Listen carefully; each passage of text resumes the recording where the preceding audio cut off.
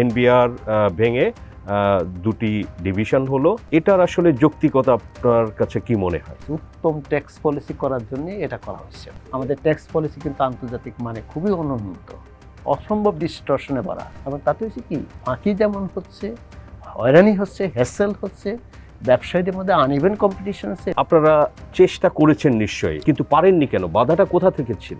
বাধাটা হচ্ছে political authority, কমিটমেন্টটা তো ওখান থেকে আসতে হবে। আপনারা তো একটা ব্যাচে বিসিএসএ আপনারা করেছেন, আপনি তো এনবিআর এর চেয়ারম্যানও হতে পারেননি, সচিব সেক্রেটারিও হতে পারেননি, আপনি মেম্বার হিসেবে রিটায়ার করেছেন। আমি 82 সিভিল সার্ভিস পরীক্ষায় রেগুলার বেসের অফিসার ছিলাম এবং মেরিট লিস্ট আমার পজিশন ছিল 10। আচ্ছা, আমার বেস্টমেট যারা আমার থেকে অনেক পরে ছিল তারা প্রিন্সিপাল সেক্রেটারি হয়েছে, ক্যাবিনেট সেক্রেটারি হয়েছে, বিভিন্ন পদে গেছে। হ্যাঁ, কিন্তু আমরা বিকজ ভিন্ন কাডার হওয়ার কারণে আমাদের কোনো জায়গা হয়নি। এই যে ডিভিশন করা হলো পলিসি অ্যান্ড ম্যানেজমেন্ট বা কালেকশন, আপনি কতটা আশাবাদী? যদি লিডার ঠিকমতো গভর্নমেন্ট সেট করে, ট্রেডি আগের মতো যদি হয়, তাহলে I am not that much hopeful.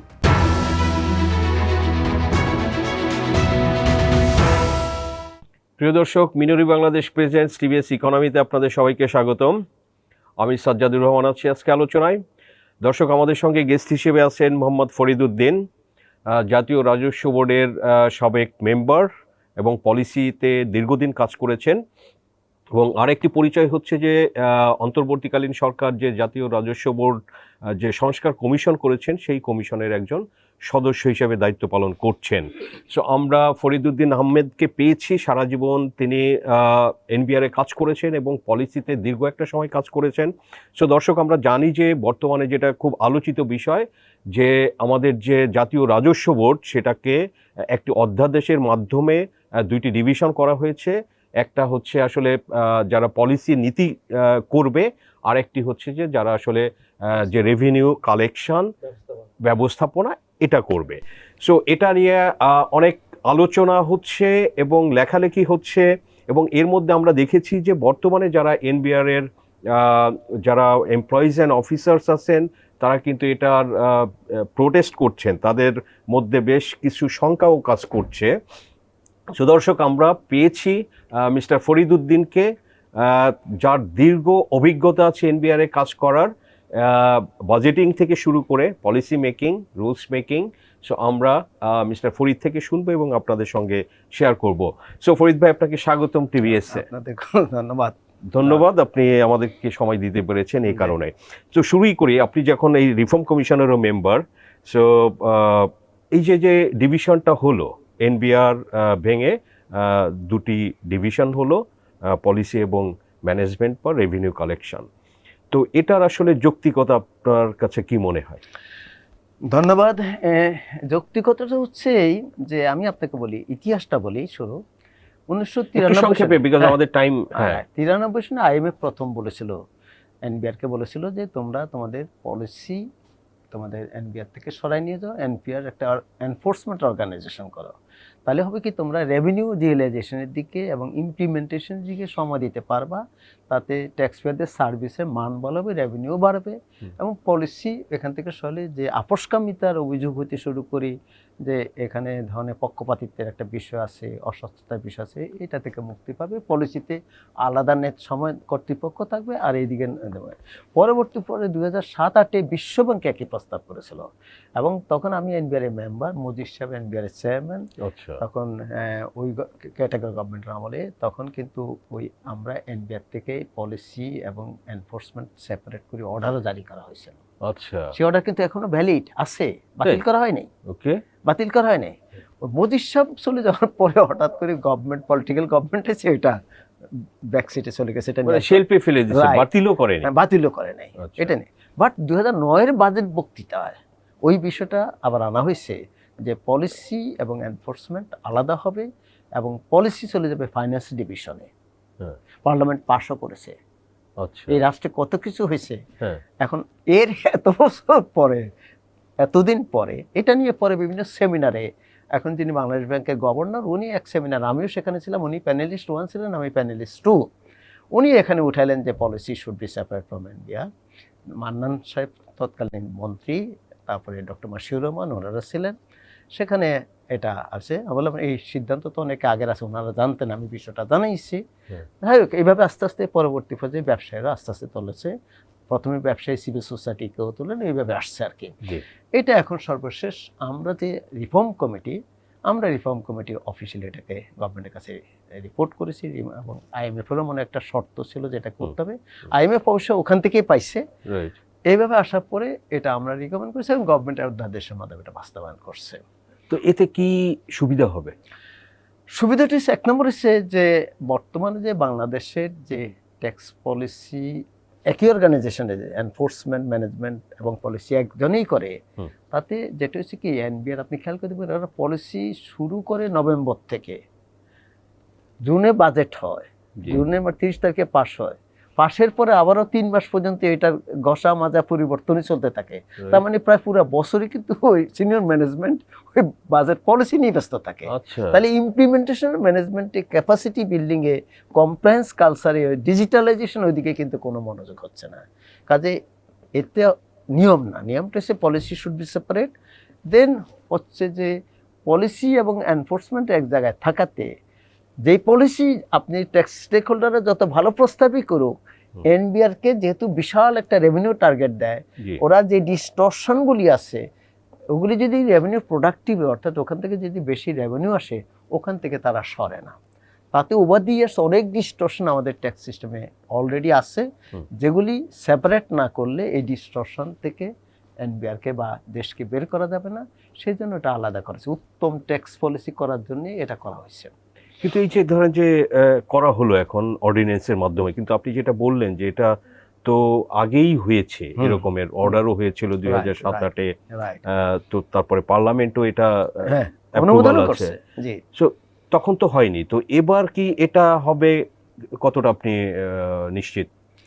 IMF এর শর্ত আগে তো ওইভাবে শর্ত ওইভাবে ছিল না, ওরা রিকমেন্ড করেছে, কিন্তু বলে নাই যে এটা না করলে তোমাকে লোন দেবো না। এবার বলছে তো তোমাকে ওই আইএমএফ যে এখন যে টাকা পয়সা, এটা তো বলছে না হলে তো দেবো না, এবং এর সাথে সব আসছে। তারপরে গভর্নমেন্টও এখন ক্যাটেগরি গভর্নমেন্ট, তো তারাও বলছে না আমরা, আগেও কিন্তু ক্যাটেগরি গভর্নমেন্ট, পলিটিক্যাল গভর্নমেন্ট করে নাই, এখনো ক্যাটেগরি গভর্নমেন্টই করছে।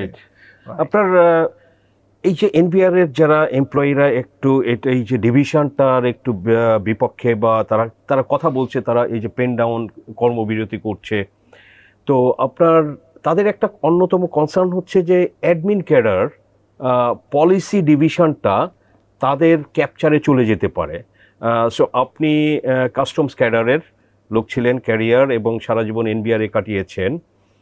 সো অনেক সময় আমরা দেখেছি বা শুনে থাকি যে আসলে অ্যাডমিন ক্যাডারই সব জায়গাতে সুবিধাটা নেয়।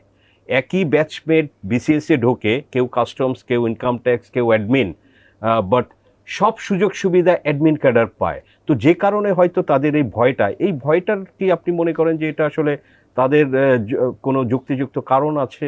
অবশ্যই কারণ আছে, অবশ্যই কারণ আছে।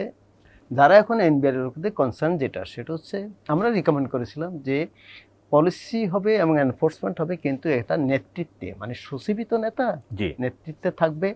যে পলিসি যেটা একটা টেকনিক্যাল কাজ, ম্যানেজমেন্টের টেকনিক্যাল কাজ, এটা জার্নালিস্টকে দিয়ে হবে না। কারণ এই জার্নালিস্টে দিয়ে কিন্তু গত 50 বছর নেতৃত্ব দিয়েছে, এবং তারা নেতৃত্ব দিতে ব্যর্থ হয়েছে বলে এই সংকটগুলি ওভার দি ইয়ার্স জমা হতে হতে আজকে এই সংকট তৈরি হয়েছে। আমাদের ট্যাক্স পলিসি কিন্তু আন্তর্জাতিক মানে খুবই অনুন্নত, অসম্ভব ডিস্টরশনে ভরা, যেটি আলোচনা হওয়া উচিত, এবং আপনাদের এগুলি জাতিকে জানানো উচিত। এগুলি থেকে বেরোতে না পারলে কিন্তু আপনার বিনিয়োগ হবে না। যদি একটু বলেন যে এই যে পলিসিতে যেটা বললেন যে ওয়ার্ল্ডের মধ্যে খুব একটা নিম্নমানের, দুই একটা এক্সাম্পল। ফর এক্সাম্পল আমি আপনার এখানে একটা খুব সিম্পল ব্যাপার, যে আপনার ইনকাম ট্যাক্স, আমাদের ট্যাক্সে 80% ইনডাইরেক্ট ট্যাক্স, রাইট, রেভিনিউর 80% ইনডাইরেক্ট ট্যাক্স। কেন? Because of the wrong tax policy. Income tax is being collected as indirect tax. আচ্ছা, আপনি বলে দিচ্ছেন যে একটা কোম্পানি 22% ট্যাক্স হবে, কিন্তু আবার বলে দিচ্ছেন যে সোর্সে যেখানে যেখানে কাটবেন, সেই সোর্সের ট্যাক্সটাকে বলে দিচ্ছেন আমার মিনিমাম ট্যাক্স, রাইট। তো মিনিমাম ট্যাক্স হইতে গিয়ে দেখা গেছে যে টোটাল যে বিভিন্ন জায়গায় তার ট্যাক্স কাটছেন, মিনিমাম বলে দিচ্ছেন, তো মিনিমাম বলে দিয়ে গেল যে তার হয়তো বা 40% ট্যাক্স তাকে দিতে হচ্ছে। রাইট, ইফেক্টিভ ট্যাক্স রেট যেটা বলে থাকে, এক্স্যাক্টলি। এবং এটা কখনো অ্যাডজাস্টও হয় না, যেটা ওই যে মিনিমাম বলে দিচ্ছে তা অ্যাডজাস্ট হবে না তো, আচ্ছা, রিফান্ড যাতে আপনাকে দিতে না হয়। রাইট। আপনি অদ্ভুত ব্যাপার, আমি ব্যবসা করব যেটাই করি না কেন, আমার তো লাভ লোকসান হতে পারে, এই বছর লাভ পরের বছর লোকসান হতে পারে। আন্তর্জাতিক নিয়ম হচ্ছে আপনি ব্যবসা প্রফিট যেটা হবে, আপনি ফাইন্যান্সিয়াল অ্যাকাউন্টিং, বিজনেস অ্যাকাউন্টিং আপনি দরকার হলে স্বচ্ছতার সাথে করেন, আপনি সিস্টেম ডেভেলপ করেন যাতে কমপ্লায়েন্স কালচারটা তৈরি হয়, রাইট, স্বচ্ছতা নিশ্চিত, এটা তো রাষ্ট্রের দায়িত্ব। আপনি সেখানে বিনিয়োগ করবেন না, কিচ্ছু করবেন না, কোনো কাজই করবেন না, আবার ব্যবসায়ীকে দায়ী করবেন, এটা তো হতে পারে না।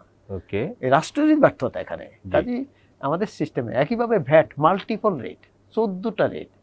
এখন ভ্যাট আর ইনকাম ট্যাক্সে আমরা টিডিএস, বিডিএস এইসব দিয়ে ডিস্টর্শন, যেগুলো আন্তর্জাতিক নিয়ম নীতির ধারে কাছে নেই। এবং তাতে হচ্ছে কি, ফাঁকি যেমন হচ্ছে, হয়রানি হচ্ছে, হ্যাসেল হচ্ছে, ব্যবসায়ীদের মধ্যে আনইভেন কম্পিটিশন হচ্ছে, লেভেল প্লেইং ফিল্ড থাকতেছে না। একটা মানে আমি বলবো যে একটা আর্কাইক মানে একটা অবস্থা চলছে। একইভাবে ইম্পোর্ট পয়েন্টে আপনি জানেন বাংলাদেশে ট্রেড ট্যাক্স ইজ হাইয়েস্ট। আমার টোটাল রেভিনিউ এখনো প্রায় 32-33% ট্রেড ট্যাক্স থেকে আসে, যেখানে ডেভেলপিং কান্ট্রি এটা 10 থেকে 12%, 15%।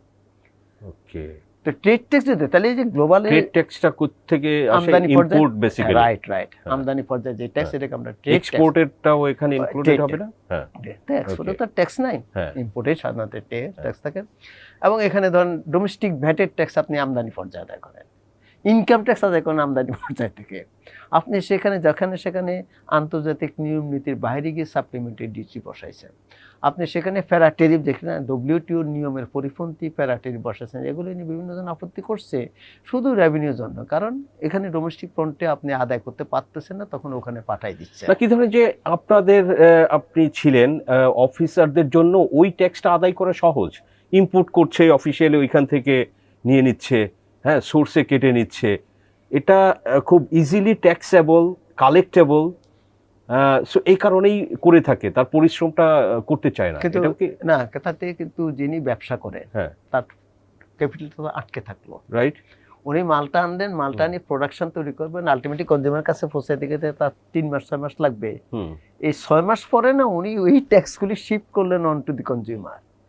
তো ওনার competitiveness to that extent affected হচ্ছে না। তো লোনও তো থাকে প্রসেসে, লোনও তো থাকে, সুদ টানতে হয়, অবশ্যই সুদ টানতে হচ্ছে। সেই জন্য আপনার এখন ডব্লিউটিও হওয়ার মানেটা কি? Liberalisation, tariff liberalisation. এটা বিশ্বব্যাপী, আমরা এটা 80 দশকের থেকে শিখাচ্ছি। 80 দশক থেকে বাংলাদেশে ট্যারিফ লিবারালাইজেশন হচ্ছে, 90 দশকে ব্যাপকভাবে হয়েছে। তো আমরা এখন যদি আবার 80 দশকের আগে যদি চলে যাই, তাহলে এদের সাথে বিনিয়োগ হবে না। কিন্তু আপনি মেম্বার পলিসি ছিলেন এনবিআর এর দীর্ঘদিন, দীর্ঘ বছর, সো আপনারা চেষ্টা করেছেন নিশ্চয়ই, আপনার কথা থেকে যেটা বুঝতে পেরেছি, কিন্তু পারেননি কেন? বাধাটা কোথা থেকে ছিল? বাধাটা হচ্ছে পলিটিক্যাল অথরিটি, কমিটমেন্টটা তো ওখান থেকে আসতে হবে। আমি তো দিলে হবে না। রাইট, যিনি leader, who is the leader, he is from outside. Political commitment, will, সেটা ছিল মেইন বাধা। অফকোর্স এটা একটা সমস্যা তো আছে। তারপর leader, he is from outside, উনি তো এগুলো বুঝেন না, বুঝতে চান না। এটা তো একটা কোঅর্ডিনেটেড এফোর্টস থাকবে, তাই না? রাইট, টপ লেভেল থেকে আসতে হবে। দেন ব্যবসায়ীদের মধ্যে একটা সমস্যা আছে, ব্যবসায়ীরা মনে করে এখানে ডোমেস্টিক ফ্রন্টে যদি টাকা ট্যাক্সটা দিতে হয় তাহলে হয়রানি হবে, তারা শিফট করে দেয় ওখানে। কিন্তু এটা তো আন্তর্জাতিক নিয়মের পরিপন্থী, এগুলো ঠিক না। তো এখান থেকে বলে তো একটা পলিটিক্যাল কমিটমেন্ট থাকা দরকার। 2 নম্বরে যিনি এনবিআর আমরা চেয়ারম্যান বলতাম বা সচিব বলে আইআরডি, এটা তারও দায়িত্ব, কারণ তাকে এগুলি থেকে বের করে আনার জন্য উদ্যোগ নিতে হবে।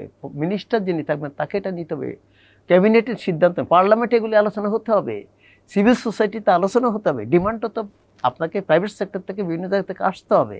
আমি তো সবুটে নিলে হবে না, আপনি মানবেন না, পার্লামেন্টে যাবে না, তাই না? সবাই স্বস্তিবোধ করে যে ট্রাস্টে ওখান থেকে আদায় হোক। এটা নিয়ম নীতির মধ্যে পড়ে কি পড়ে না, বিজনেসের জন্য এটা কি অনুকূল কি অনুকূল না, আপনি চিন্তা করলেন না, সমস্যাটা কেন? রাইট, ফরিদ ভাই, এই যে কোশ্চেনটা করেছিলাম যে এনবিআর এর কর্মকর্তা কর্মচারীরা এক ধরনের আন্দোলন করছে এই বিভক্তির নিয়ে, তাদের কিছু কথাবার্তা, পজিশন নিয়ে, সো তাদের একটা ভয় যে প্রশাসন ক্যাডারের রাজত্ব এটা এখানেও কায়েম হতে পারে, স্পেশালি যেটা পলিসি ডিভিশন করা হয়েছে। সো সেটা নিয়ে আপনার থেকে শুনতে চাই একটু। এখানে দেখেন, আমি জাস্ট একটা জিনিস বলি, ওদের কনসার্নটা কোথায়? 2টা ডিভিশন করেছে। জি, একটা হচ্ছে রাজস্ব নীতি বিভাগ, রাইট। এখানে যিনি সবিশেষ পাবেন তার বলছে সরকার উপযুক্ত যোগ্যতা সম্পন্ন কোন সরকারি কর্মকর্তাকে রাজস্ব নীতি বিভাগের সচিব পদে নিয়োগ করবে।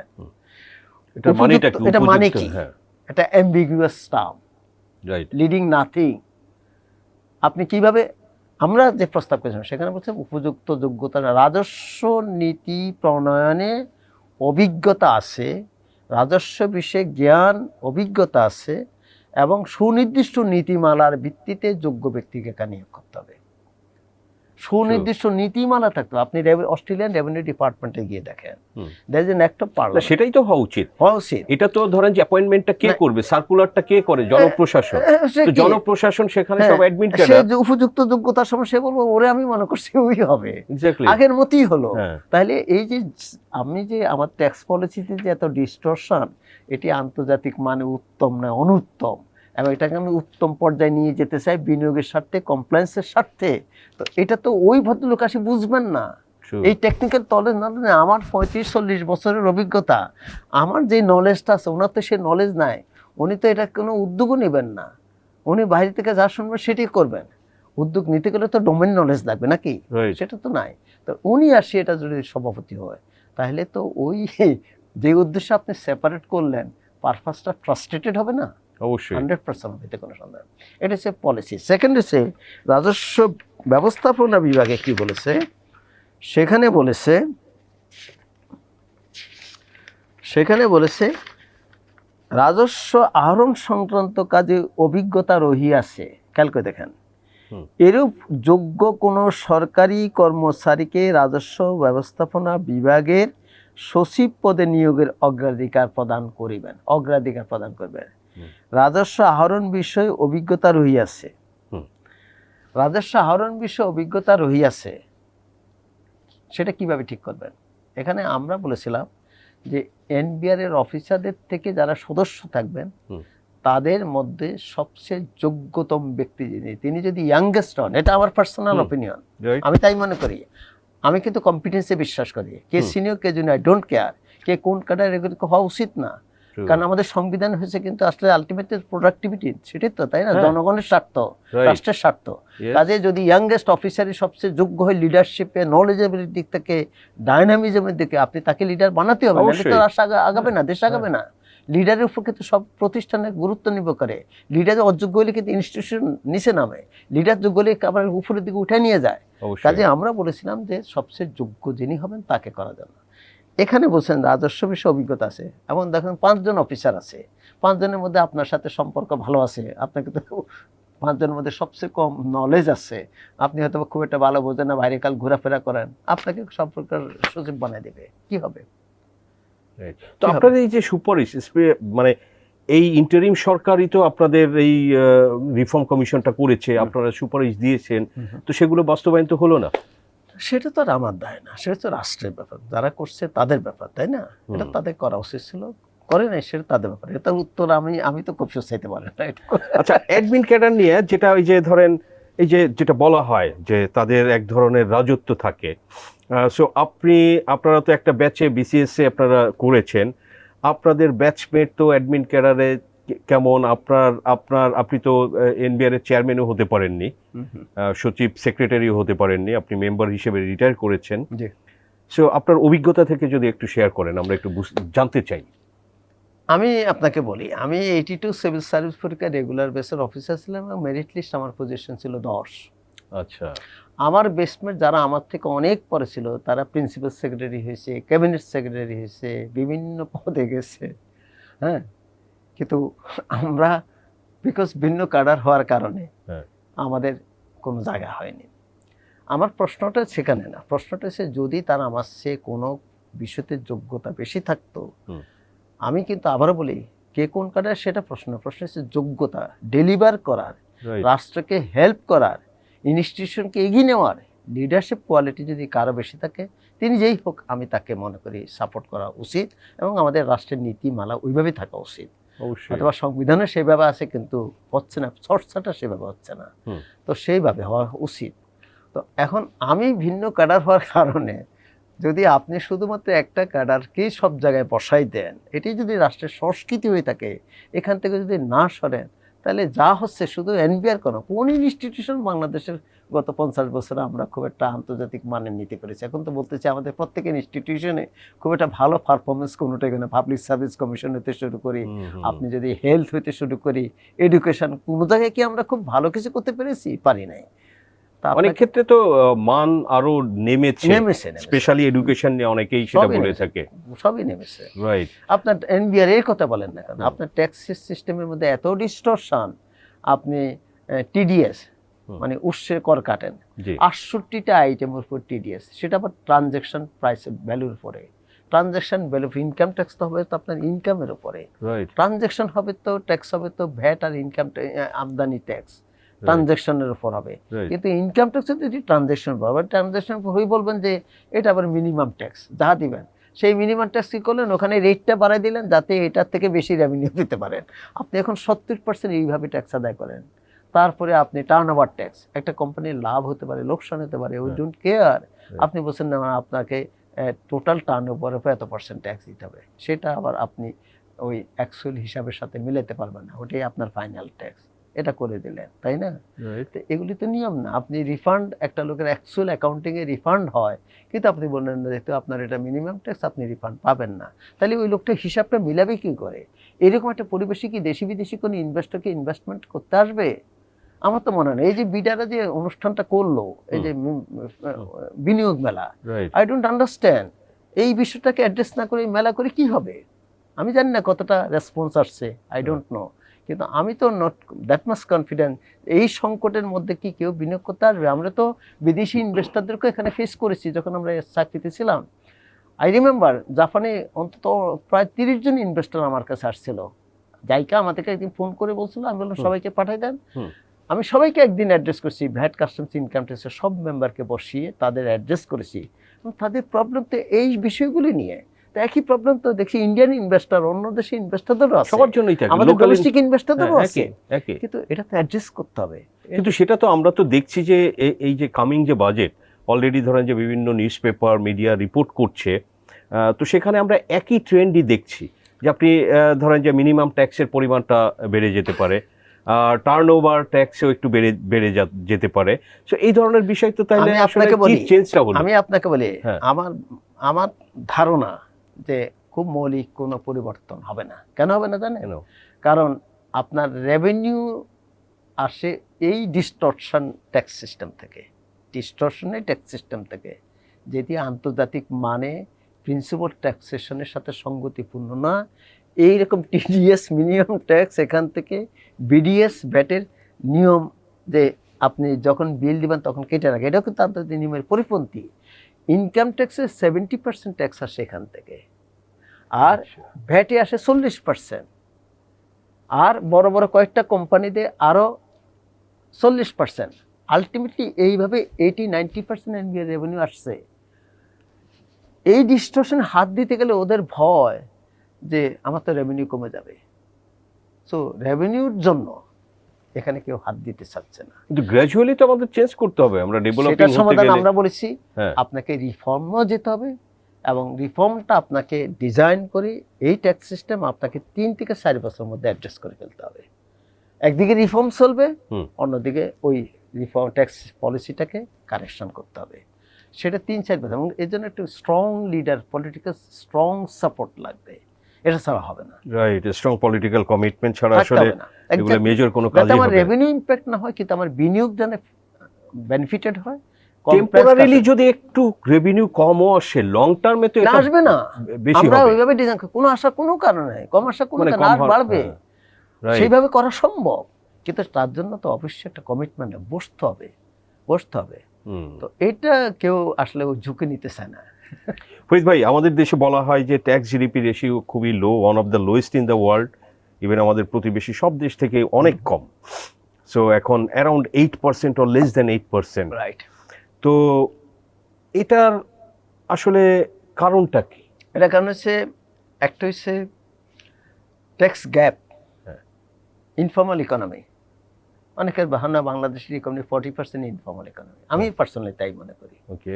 তো 40% ইনফর্মাল যদি ইকোনমি হয়, তারপরে এক্সাম্পশন, এটা মানে বলে যে ব্যাট হোলাররা বলে জিডিপি 50% হয়েছে ব্যাট এক্সাম্পটেড, জিডিপি 50% এক্সাম্পটেড। তো আমি বলি যে 50% এক্সাম্পটেড, কিন্তু যে 50% ট্যাক্সেবল, সেখানে ট্যাক্স গ্যাপ কত? ট্যাক্স গ্যাপটা হচ্ছে potential tax of the taxable net minus the tax you have collected. Right, কত এই গ্যাপের পরিমাণটা আপনার এস্টিমেটে কি মনে হয়? বিশাল। এটা ভাই ওই যা আদায় করে প্রায় সমান। আচ্ছা, যা আদায় করে প্রায় সমান। যদি আপনি 2 লক্ষ কোটি আদায় করেন, 1 লক্ষ কোটি আদায় করেন, 1 লক্ষ 1.25 লক্ষ কোটি টাকা ভ্যাটের আদায় হয়, সেটা বিডিএসটি তে আরো 1 লক্ষ কোটি টাকা 1.5 লক্ষ কোটি টাকা ফাঁকি হয়। এই ফাঁকিটা কিভাবে হয়? কোথায় ফাঁকি হয় না? কমপ্লায়েন্স কালচারটা কি? আপনার বাংলাদেশে তো এই যে ধরেন ব্যুরো অফ স্ট্যাটিস্টিক্স কিছুদিন আগে ইকোনমিক ইউনিটের একটা সার্ভে করছিল না, তারা সেখানে বলছিল কত 70 না 80 লক্ষ ইকোনমিক ইউনিট দেশে আছে স্থায়ী। ওই 70 লক্ষ থেকে যদি আপনি বাদ দেন যে ঠিক আছে এক্সেম্পটেড আছে গভর্নমেন্টের ট্যাক্স পলিসিতে, বাদ দেন, তারপরে ক্ষুদ্র প্রতিষ্ঠান আছে সেটাও ভ্যাট ট্যাক্সের বাইরে, তাহলে আমি হিসাব করছি যে 10 লক্ষ তো ট্যাক্স পেয়ার ভ্যাটের নেটে থাকা উচিত। 10 লক্ষ মিনিমাম ট্যাক্সের নেটে থাকা উচিত। আছে কত? 2 লক্ষ 3 লক্ষ। দেয় কত? হয়তোবা তার রিটার্ন দেয় আরো অনেক কম। দেয় হয়তোবা তার এক্সেল টার্নওভার 10,000 টাকা, সে দেয় হয়তোবা 3,000 টাকা 2,000 টাকা। এটা যে কম দিচ্ছে এটা কেস করার ধরারও কোনো সুযোগ নাই। তো তখন ব্যক্তিগত পর্যায়ে যা হবার তাই উত্তরই হয়। হয় কারো ক্ষেত্রে হ্যাসেল হয়, কারো ক্ষেত্রে হয়তো বেশি পেমেন্ট করতে হচ্ছে। এটার কারণে অনেকে আবার বলে যে ইনফর্মাল রেভিনিউ, যেটা ধরেন যে স্বাভাবিক না, এটা স্বাভাবিক, যেটা হচ্ছে আন্ডারহ্যান্ড, যেটা রেভিনিউ অফিসাররা না, এটা নিয়ে হবে থাকে। এটার জন্য আমি কাউকে দোষ করি না, এটা তো রাষ্ট্রের দায়িত্ব ছিল এই সংস্কার করা। এটা কি সমাধানটা হচ্ছে আপনাকে পলিসি সিম্পল করতে হবে, ডিজিটালাইজেশন করতে হবে, ইন্টিগ্রেটেড ডিজিটালাইজেশন। কিভাবে? একজন ট্যাক্স পেয়ার কি ইম্পোর্ট করছে আমি যেন তাৎক্ষণিক জানি, তিনি লোকাল ভ্যাট কি করছেন জানি, তিনি তার ইনকাম ভ্যাটের ইনকাম ব্যাংক অ্যাকাউন্টে কত টাকা জমাইছেন এই ব্যবসা করে, হ্যাঁ, তার সাথে আমি রিকনসিলিয়েশন করব। তিনি ইনকাম ট্যাক্সে কী দেখাইছেন, তিনি গাড়ি কয়টা কিনছেন, বিআরটির সাথে এনবিআর সিস্টেম ইন্টিগ্রেটেড হবে, তিনি ক্যাপিটাল মার্কেটে আছেন কিনা সেটা আমি দেখব, তিনি রেজিস্ট্রেশন অথরিটির সাথে কয়টা বাড়ি বা কোনো ফ্ল্যাট কিনছেন কিনা সেটা আমি ওখানে চেক করব। যখন আমি তার ভ্যাট অথবা ইনকাম ট্যাক্সের রিটার্ন চেক করবো, তখন আমি এটা যদি চেক করি, তাহলে তো আলটিমেটলি একটা লোকের পক্ষে এই ফাঁকি দিয়ে থাকা সম্ভব না। হ্যাঁ, এবং এইভাবে যদি ইন্টিগ্রেটেড ট্যাক্স ম্যানেজমেন্ট হয়, ডিজিটালাইজেশন, তাহলে হবে কি জানেন, আপনার ইনফরমেশন ইন্ট্রা এবং ইন্টার ইনফরমেশন শেয়ারিংটা হয়ে যাবে তাৎক্ষণিক, রিয়েল টাইমে। তো এনপিআর তো অটোমেশন নিয়ে বিভিন্ন ধরনের প্রজেক্ট হয়েছে, প্রকল্প নেওয়া হয়েছে, কিন্তু এগুলো তো কোনো কিছু আমরা দেখছি না। এটার কারণটা কি? এর কারণটা হচ্ছে এই প্রজেক্টগুলি সবই ডেভেলপমেন্ট পার্টনারদের পিসমিল অ্যাপ্রোচে হয়েছে। আচ্ছা, আর আমি আপনাকে বলেছি holistic and integrated digitalisation, digital transformation, there is fundamental difference. World Bank ছিল, আপনার ডিএফআইডিরও প্রজেক্ট ছিল, এরাও কি পিসমিল? ডিএফআইডি তো হচ্ছে টেকনিক্যাল প্রজেক্ট, রাইট, এটা হচ্ছে ক্যাপাসিটি কয়েকজনকে ট্রেনিং দিল, ওগুলি তো ইনভেস্টমেন্ট প্রজেক্ট না। ওকে। ওয়ার্ল্ড ব্যাংকেরও যে ব্যাট অনলাইনে একটা ইনভেস্টমেন্ট প্রজেক্ট ছিল, ওটারও 600 কোটি টাকা ছিল, গভর্নমেন্টের কিছু ফান্ড ছিল, সেখানে তো 300 না 350 কোটি টাকা খরচ হয়েছে, 52টা কিছু। আলটিমেটলি যেটা হয়েছে এটা কিন্তু দিয়ে আমরা যেটা চাচ্ছি, এই যে কমপ্লায়েন্স অথবা এনফোর্সমেন্ট ভিত্তিক, এটা করা সম্ভব না। ফর এক্সাম্পল, এখনকার দিনে রেভিনিউ ম্যানেজমেন্টের ক্ষেত্রে বলা হয় যে মডার্ন রিস্ক ম্যানেজমেন্ট, অর্থাৎ আপনি যদি 100 জন ট্যাক্স পেয়ার থাকে, 100 জন ট্যাক্স পেয়ারের আপনি প্রোফাইল তাৎক্ষণিকভাবে জানবেন, তার মধ্যে আপনার রিস্ক ফ্যাক্টরগুলি থাকবে। ওই রিস্ক ফ্যাক্টরে যাদের মনে হয়েছে যে তার রিটার্নের মধ্যে এই গ্যাপগুলি আছে, আপনি তারটা অডিট করবেন।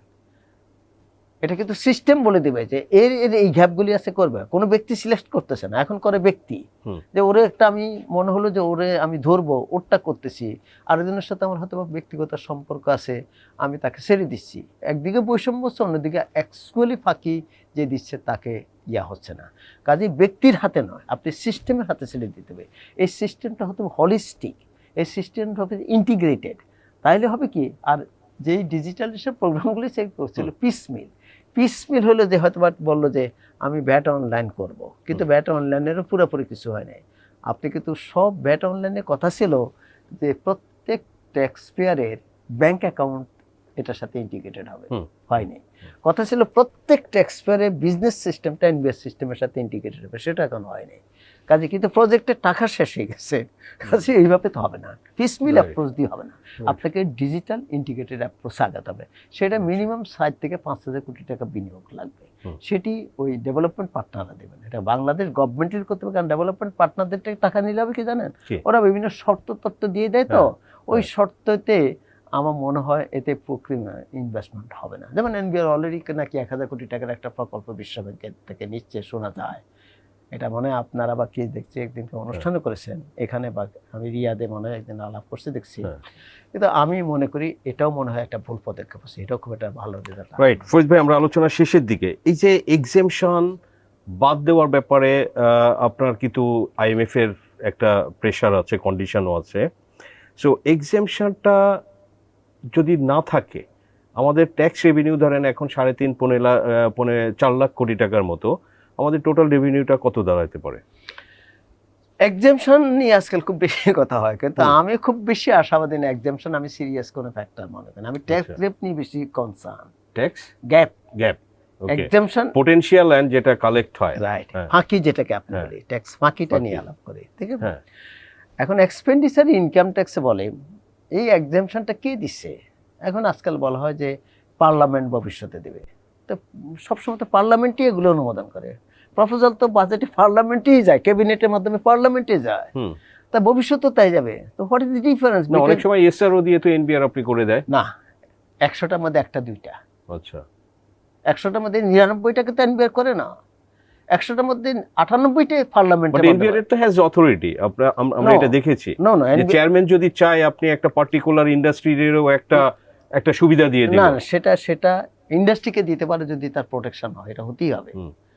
যে ধরেন একটা ইন্ডাস্ট্রি ইনভেস্টমেন্ট করছে, রাইট। কিন্তু তার তো বিদেশি ইম্পোর্টের সাথে কম্পিটিটিভ করতে হবে, করতে গেলে তাকে প্রোটেকশন দিতে হবে। সেটা তো পার্লামেন্টের মাধ্যমে করে, সেটা বছরের মাঝখানে যদি তিনি ইনভেস্টমেন্ট করেন, হুম। ইন্ডাস্ট্রি যদি এফেক্টেড হয়, সেটা তো আন্তর্জাতিক নিয়ম আছে, এটা করতে পারে, এটা কোনো সমস্যা নেই। এটা পার্লামেন্টের পরের বছর আবার দেখে, কোনো সমস্যা নেই। কিন্তু নর্মালি সব কিছু কিন্তু পার্লামেন্টের মাধ্যমে, ক্যাবিনেটের মাধ্যমেই তো Right, যায়, হ্যাঁ।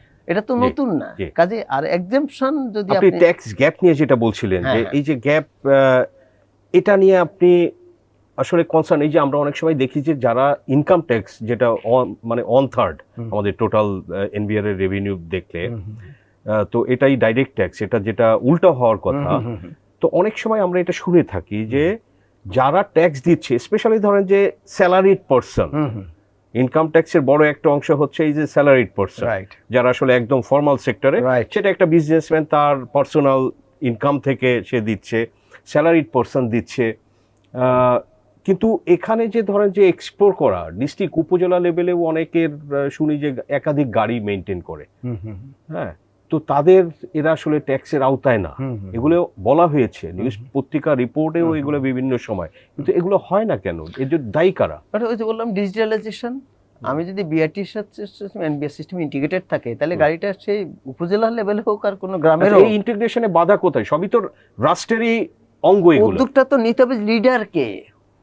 লিডার যদি উদ্যোগ না নেয়, হ্যাঁ। রাষ্ট্রকে নিতে হবে, রাষ্ট্রকে ভাবতে হবে যে আমার এনবিআর কে শক্তিশালী করতে হবে হুম, ইকোনমিক গভর্নেন্সের জন্য, কমপ্লেন্স সংস্কৃতি দেশে ডেভেলপ করার জন্য, ইনভেস্টমেন্ট পরিবেশ ভালো করার জন্য, রেভিনিউ প্রোডাক্টিভিটি বাড়াবার জন্য, হ্যাসেল কমাবার জন্য, এবং লেভেল প্লেইং ঠিক করার জন্য। ফর অল দিস পারপাসেস রাষ্ট্রকে এখানে এগিয়ে আসতে হবে political commitment, strong political commitment plus professional লোককে দিয়ে আপনাকে সব কিছু আইডেন্টিফাই করে প্রজেক্ট ফর্মে আপনাকে 3 থেকে 4 বছর under strong leadership and change ম্যানেজমেন্টের নেতৃত্বে আপনাকে রিফর্মগুলি করতে হবে। রিফর্ম এখনো করা হয় নাই, রাইট। আনফরচুনেটলি। জাস্ট লাস্ট প্রশ্ন, খুব সংক্ষেপে আনসারটা চাই, যে এই যে ডিভিশন করা হলো পলিসি অ্যান্ড ম্যানেজমেন্ট বা কালেকশন, আপনি কতটা আশাবাদী যে এটার একটা ইতিবাচক প্রভাব পড়বে বাংলাদেশের অর্থনীতিতে, ব্যবসা বাণিজ্যে? যদি লিডার